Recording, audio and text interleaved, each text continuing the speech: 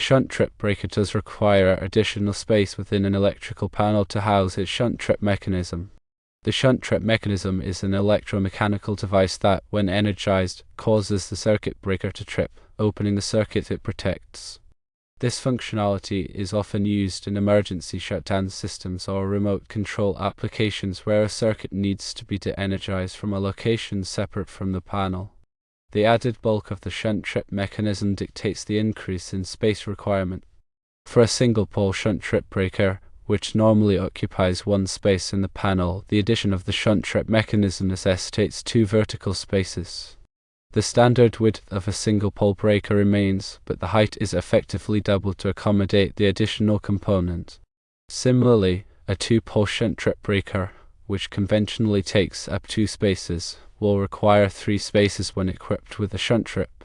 The 2 poles of the breaker maintain their usual configuration, but the shunt trip unit is mounted alongside or beneath them, increasing the overall vertical height. This means that the physical footprint of the breaker, and thus the space needed in the panel, is extended. The same principle applies to a 3-pole shunt trip breaker. A standard 3-pole breaker occupies 3 spaces in the panel, but with the shunt trip attachment, it requires 4 spaces.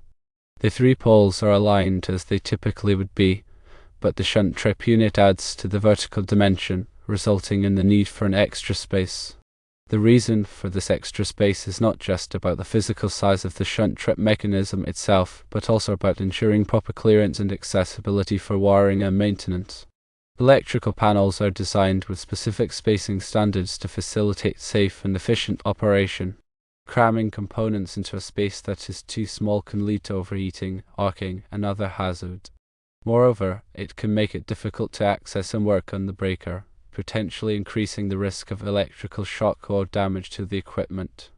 Shunt trip breakers are commonly used in a variety of applications where remote or emergency shutdown capabilities are required.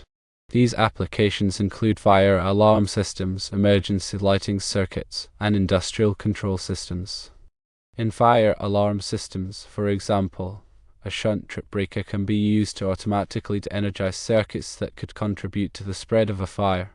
In emergency lighting circuits, it can be used to ensure that essential lighting remains operational during a power outage. In industrial control systems, it can be used to shut down equipment in the event of a malfunction or emergency. When installing shunt trip breakers, it is important to follow all applicable electrical codes and standards. These codes and standards provide specific requirements for the installation of electrical equipment, including shunt trip breakers. They also specify the minimum clearances that must be maintained around electrical equipment to ensure safe and efficient operation. Some common codes and standards that apply to the installation of shunt trip breakers include the National Electrical Code or NEC, and the standards of organizations such as Underwriters Laboratories or UL.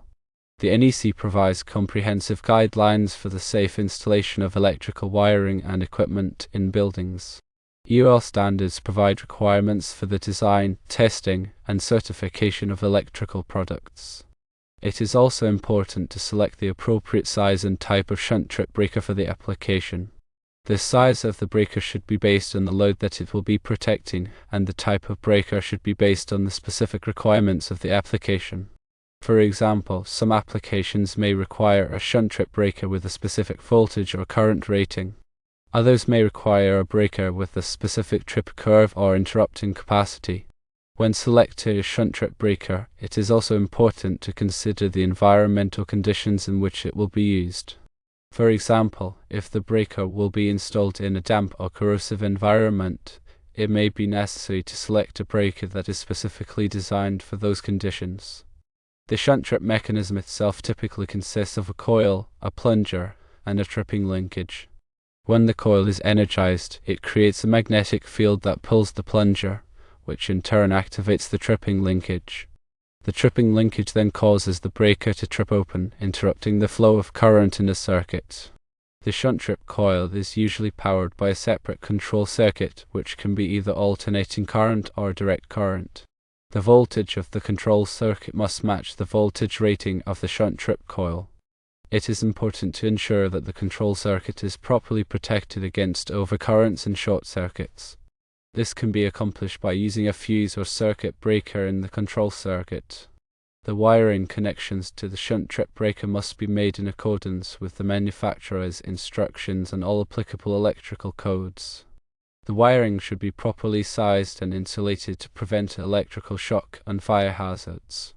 It is also important to ensure that the wiring connections are tight and secure. Loose or corroded connections can cause overheating and arcing, which can lead to equipment damage or fire.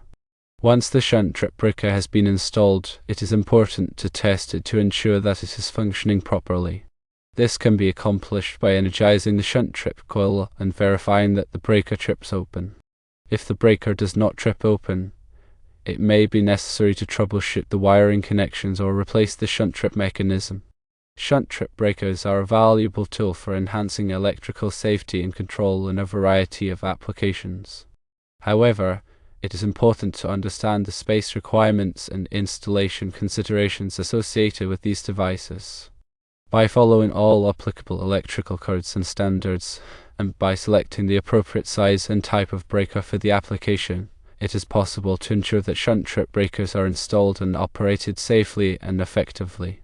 The additional space taken up by a shunt trip breaker might require careful planning of the electrical panel layout. In existing panels, it might mean rearranging breakers or even upgrading to a larger panel to accommodate the shunt trip breaker and maintain proper clearances. In new installations, the panel size should be chosen with the potential need for shunt trip breakers in mind. Also consider the wire bending space within the panel. The NEC specifies minimum wire bending space at terminals based on wire size and voltage. Adding a shunt trip feature may affect how easily conductors can be properly trained and connected, especially in crowded panels. Therefore, careful consideration during the design phase is critical to avoid code violations and ensure a safe and reliable electrical system. Shunt trip breakers offer a significant safety advantage by enabling remote disconnection of power, which can be crucial in emergencies. However, the added space requirement and the need for proper installation and testing emphasize the importance of working with qualified electricians who are familiar with these devices and the applicable codes. Furthermore, regular inspections and maintenance of shunt trip breakers are essential to ensure their continued functionality and reliability. Dust, corrosion, and loose connections can all impair the performance of the shunt trip mechanism. Therefore, periodic cleaning, tightening of connections, and operational testing should be included in the electrical system maintenance schedule. By addressing these aspects, the benefits of shunt trip breakers can be fully realized while maintaining a safe and compliant electrical installation.